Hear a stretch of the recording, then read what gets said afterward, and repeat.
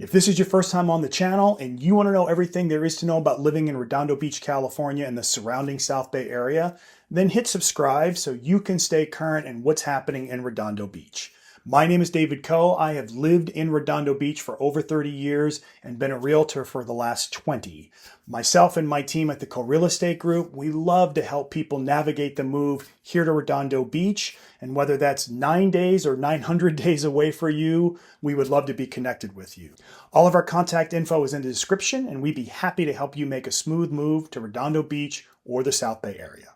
Everyone, welcome back. This is David Coe with the Coe Real Estate Group, and we like to talk about all things about living in the South Bay of Los Angeles. You know, one of the things that we deal with a lot are people that are looking to move and they've got a high appreciated asset that they're living in, and there is a gain that has tax ramifications whenever you sell a house that has a high amount of equity in it. So to kind of talk about that today, I brought in my good friend Annette Nevarez, who's also handles all of our tax work and has for years. Annette, thank you so much for coming on the show today. Thank you for having me, David. It's a pleasure. And thank you for this opportunity. Yeah, thank you. I know we had to sell a property last year and we had to kind of deal with some of these gain issues ourselves. But you know, I think most people kind of know that there's some level of exclusion you get, but may not know the specifics of it. So before we get into it, why don't you start off talking about what is the, I guess, the amount that the federal government gives you that's, you know, you don't have to pay any taxes on from a gain perspective? Okay, yes. So under the current tax law,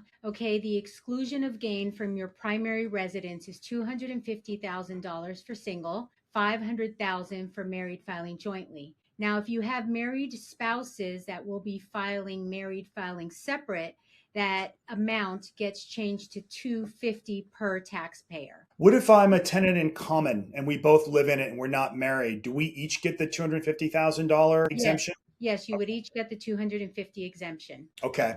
Well, look, $500,000 is a lot of money, but not here, right? There's all kinds of That's right. millions of dollars of equity. You know, I mean, I know I've been hearing things about them potentially raising what that amount is. Are you hearing anything through your network about them potentially raising what those limits are? I think I haven't heard anything yet come down from the IRS with any of their notifications. I think that it's an area, especially in states where the values of the homes, you know, are in the millions. I think that there's always talk about a tax benefit and increasing the gain. It's just nothing serious has come down in the pipeline yet. All right. Well, assuming that you know, silver bullet isn't coming anytime soon here, you know, if you are thinking of selling your house and you know you have this gain in front of you, what are some of the ways that you can reduce the amount of taxes you'd have to pay if you do have a home that's appreciated well above that $500,000? Yes.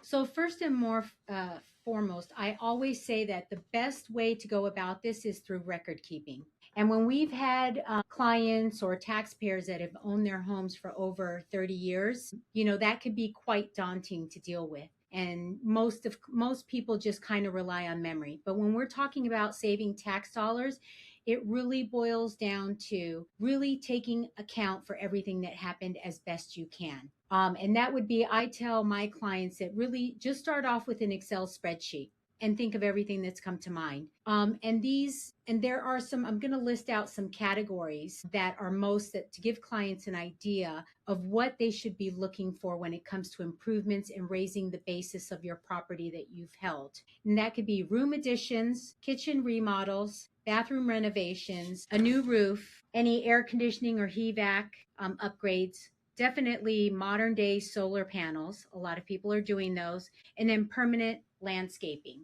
Okay, so a lot of those items that I just listed are substantial costs and expenses to homeowners, and those can be used to increase your basis from the original purchase price of your primary residence. So basically the way that works is if I bought the house for $200,000 and I'm now selling it for $1 million, for every dollar that I spent, I get to raise my basis. So if I've spent $300,000 worth of improvements, then my basis goes from 200 to 300. And if I sell it for $1 million, I don't have any tax to pay, correct? That's correct. Well, you don't have any tax to pay, but it just reduces that taxable amount, right?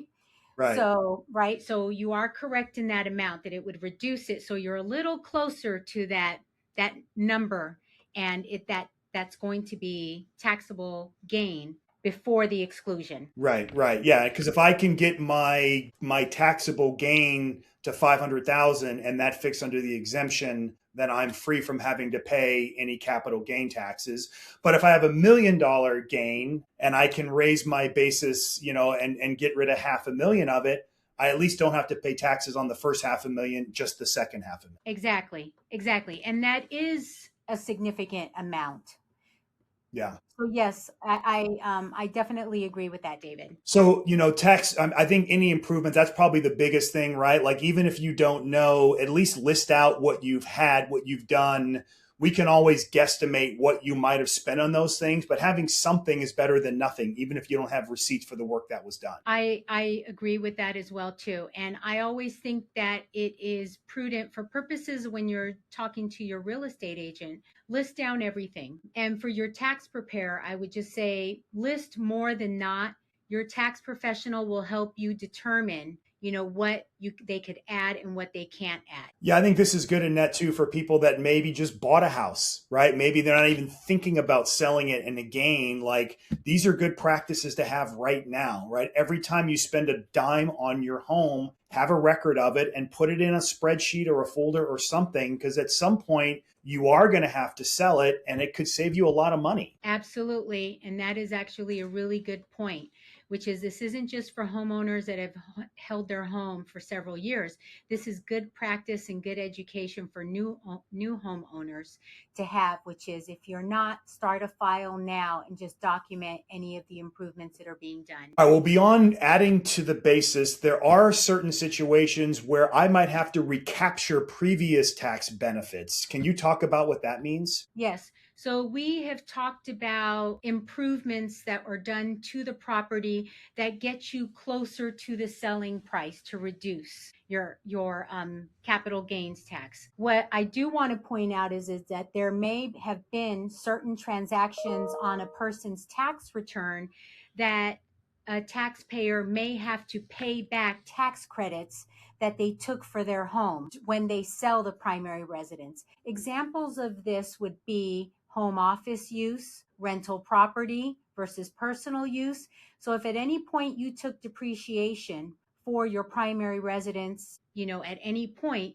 when you sell the home, it's time to pay, you have to pay that back. And another point that I wanted to make is that if at any point it's discovered that your tax preparer didn't take the depreciation, that it still has to get paid back even if you did not take the benefit. But that's a further conversation to have with your tax preparer. But it's really important for the customer to understand what really happened that year that they rented the property. And it should be kind of like just a note to follow up with. Speaking of renting, I know that's one way. Like, I do have a high appreciating asset and I know I'm going to be well above what the exclusion limits are, there are instances where people can move out of their home and then try to 1031 exchange it when they sell it. Talk about how to do that the right way. I know you can't just do that quickly. It takes time. Right. What do you have to do if I want to convert my property from my primary residence to a rental property? So there are very, very strict rules on this, which is if you've been living in your primary residence and you want to make it now a business use rental property, and then if you are considering a 1031 exchange, this isn't something that should be done or even really considered without planning, because it takes several years of you being out of the primary residence, and that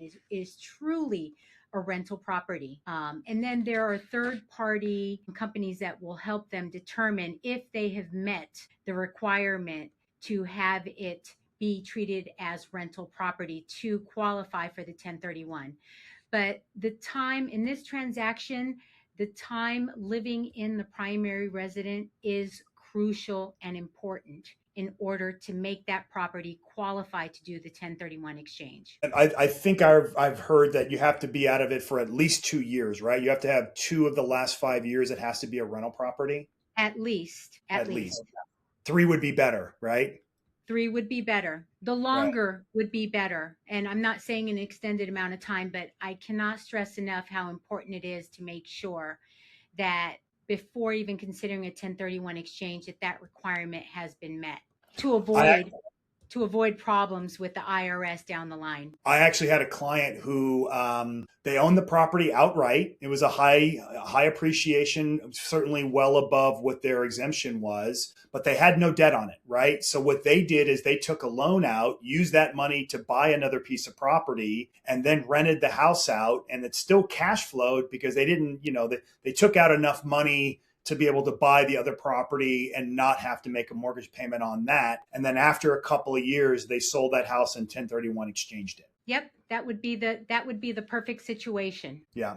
Well, some other things that I know, the cost of the sale, like, hey, realtor fees, you can consider us as part of the sale, title, escrow, things like that. Anything that's involved with the sale of the property, I can also use that to add to my basis, correct? Absolutely. Absolutely. And that could include any repairs or that's done to sell the property. So it is expenses incurred to sell the property are included in that basis and are deductible in the year of the sale. Cool. All right. Well, look, I think the last thing to kind of talk about is all this stuff requires planning, right? Like, this isn't sometimes to really get the best strategy to minimize your gain. You can't do it at the last minute. You have to do it, you kind of have to plan for it over the year or years. And I know sometimes selling your house has other tax implications. Can you talk about what some of that looks like? Absolutely. So I know that we're mostly talking about federal law, but people should keep in mind what state tax consequence they may have.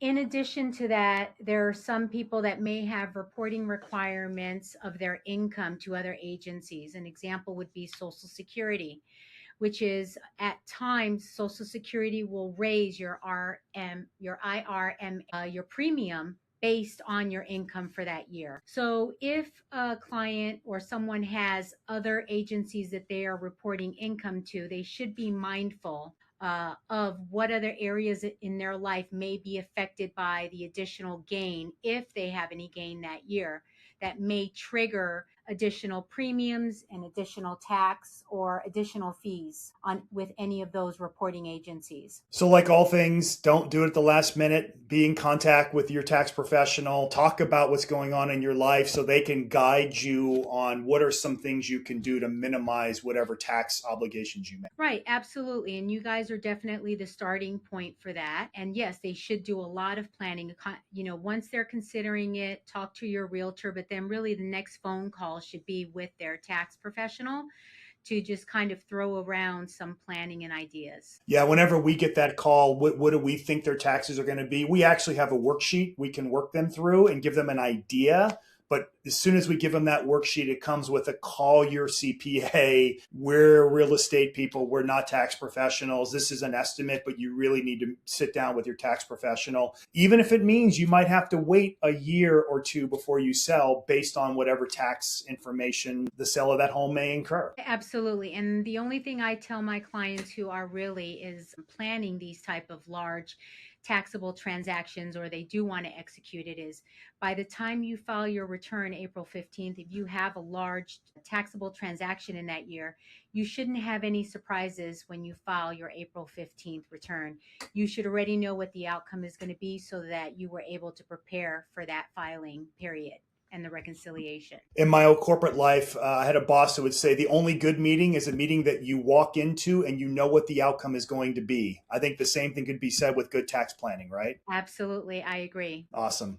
All right, Annette. Well, hey, thank you so much for joining us today. It's always great to have your counsel, and thanks for sharing some knowledge on this. If you are looking to sell a highly appreciating asset and you want to get an idea of what your capital gain tax may look like, I'm more than willing to prepare for you some kind of estimate. But again, like you heard, it's going to come with hey, call your own CPA. That's going to be your best source. So Annette, thank you so much. Thank you very much, David. And again, if you like this show, hey, go ahead and subscribe, hit the like button below. We generate all kinds of great content on home ownership here in the South Bay of LA and, in the Los Angeles County. So thanks for tuning in today, and we'll see you next time. Take care.